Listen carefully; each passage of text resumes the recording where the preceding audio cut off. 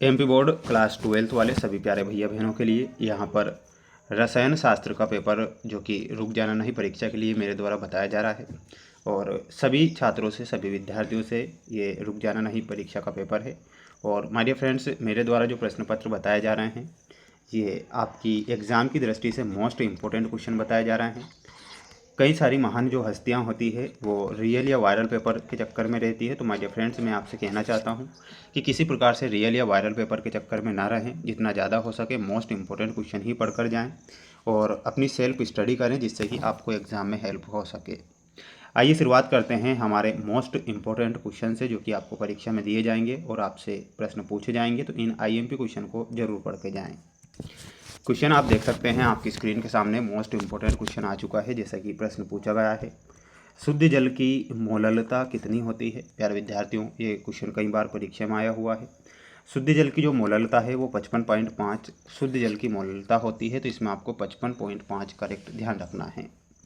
Cell स्थिरांक है, तो सेल स्थिरांक क्या हो जाएगा, तो यहाँ पर आपको बताना रहेगा। ऑप्शन नंबर बी जो है एक सेल स्थिरांक होगा, यहाँ पर आप ये करेक्ट करेंगे।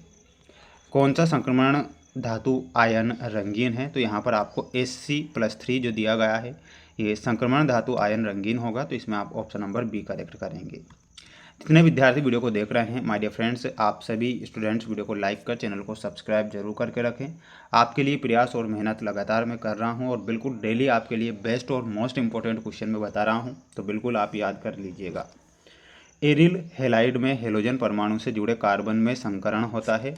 तो कार्बन में जो संकरण होगा वो कौन सा होगा, sp2 संकरण होगा।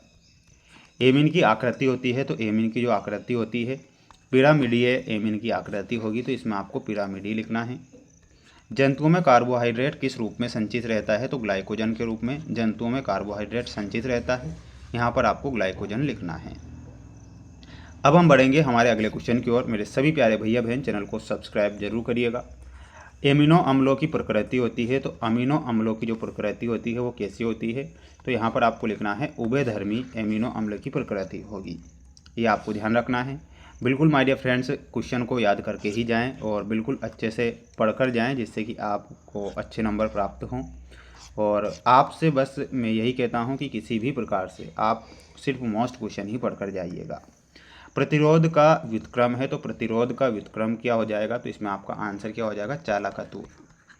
ठीक है, तो यहाँ पर आंसर होगा आपका चालकत्व। अभिक्रिया की दर अभिकारक के सांद्रण के होता है, तो समानुपाती, सांद्रण के समानुपाती होती है। यहाँ पर आंसर क्या हो जाएगा आपका समानुपाती।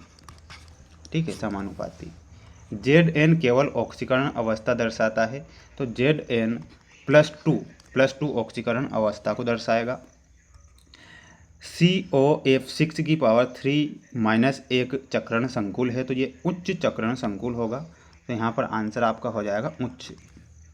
कास्ट स्प्रिट का रासायनिक सूत्र क्या है, तो कास्ट स्प्रिट का जो रासायनिक सूत्र होता है इसमें आपको लिखना है CH3OH, ये आपको लिखना है। यहाँ पर फोर्थ में एक अभिक्रिया आपको दी गई है, तो ये किस प्रकार की अभिक्रिया होगी, यानी कि आपको इसको कंप्लीट करना है ना। तो यहाँ पर आपका जो करेक्ट आंसर होगा वो क्या हो जाएगा, 1-आइडो-1 मेथिल साइक्लोहेक्सेन, ये लिखना है। यहाँ पर इसका IUPAC नाम पूछा गया है, तो IUPAC नाम हो जाएगा बेंजीनामाइन। तो यहाँ पर आंसर क्या हो जाएगा, बेंजीनामाइन। ये आपको यहाँ पर करेक्ट करना है। बढ़ेंगे हमारे अगले क्वेश्चन की ओर। और ये इंग्लिश मीडियम वाले जो स्टूडेंट्स हैं वो भी स्क्रीनशॉट इनका ले लीजिएगा ना, ये मोस्ट क्वेश्चन है ये। और ये आपके एक वाक्य में उत्तर दीजिए वाले क्वेश्चन हैं। नॉर्मलता ज्ञात करने का सूत्र क्या होता है, तो नॉर्मलता ज्ञात करने का जो सूत्र होगा मैं आपको बताऊंगा। पहले आर्हीनीय समीकरण देख लीजिए, कई बार आया है। K = AE - EA/RT। Cu+2 का इलेक्ट्रॉनिक विन्यास लिखिए, तो इसका जो इलेक्ट्रॉनिक विन्यास होता है वो क्या हो जाएगा, तो यहाँ पर आपको ध्यान रखना है और वो हो जाएगा Ar3D9। EDT की संरचना बनाई है, तो ध्यान से देखिएगा। फर्स्ट का और थर्ड का मैं आंसर बताऊंगा, ध्यान से आपको देखना है। देखिएगा, पहला क्वेश्चन हमारा था जो मैंने छोड़ा था कि नॉर्मलता ज्ञात करने का सूत्र क्या होता है। तो लिखना है नॉर्मलता विलयन के प्रति लीटर में विलय के ग्राम तुल्यांकों की संख्या होती है और इसका जो सूत्र होता है वो आप स्क्रीन के सामने यहाँ पर देख पा रहे हैं। ठीक है, तो ये आपको सूत्र याद रखना है, ये संक्षेप में है ना, और ये पूरे यहाँ पर देखेंगे। 4th नंबर का जो क्वेश्चन हमारा था जिसमें ईडीटी की संरचना हमें बनाना था, तो ये संरचना है जो आपकी स्क्रीन के सामने आप देख पा रहे हैं। वहीं अगला क्वेश्चन देखिएगा, अगला क्वेश्चन है कि उप से संयोजन संख्या 6 वाले संकुल यौगिकों में सामान्यतः किस प्रकार का संकरण पाया जाता है। तो इसमें sp3d2 संकरण पाया जाता है। तो इसमें आपको लिखना है sp3d2। बेंजीन से एनिलीन प्राप्त करने का रासायनिक जो समीकरण है वो समीकरण क्या हो जाएगा। तो इसमें आपको लिखना है C6H6 plus HNO3 plus HNO3। C6 लिखना है C6H5NO2 प्लस H2O, ये आपको लिखना है। डीएनए में अणु में उपस्थित शर्करा का नाम क्या है। तो कई बार आपने ये क्वेश्चन पढ़ा होगा, तो इसका आंसर आपको देना है कमेंट बॉक्स में। ठीक है, जोड़ी देख लीजिएगा, मोस्ट इंपॉर्टेंट जोड़ी है, इसके नंबर मैं आपको बताऊंगा, बिल्कुल ध्यान से देखिएगा। CE इसमें +4 से मिलाना है, ऑप्शन नंबर जी से। K4AP CN6 में आपका सही आंसर क्या हो जाएगा, ऑप्शन नंबर H +3। C2H5OH में आपका ऑप्शन नंबर E सही उत्तर हो जाएगा, सीरे। RCHO में मिलाना है, रोजेनमुंड।